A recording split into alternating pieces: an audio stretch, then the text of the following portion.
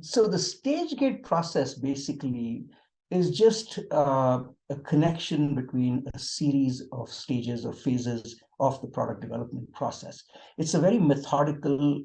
uh, process to ensure that whatever deliverables have been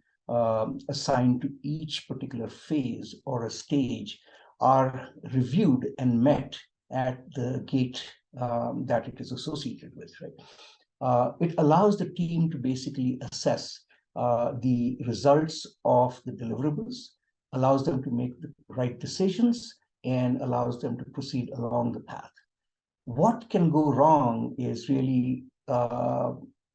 if you start skipping steps, the end result could be basically not having a good quality design, not being able to produce the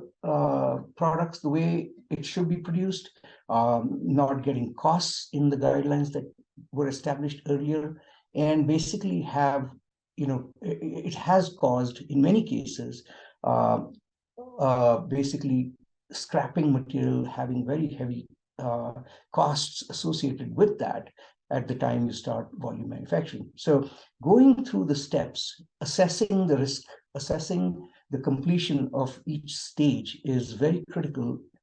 in order to make sure that you meet the time to market, in order to meet the quality goals, in order to meet the cost goals, and so on. So all of these parameters can be affected if you start skipping the stage gate process milestones and deliverables.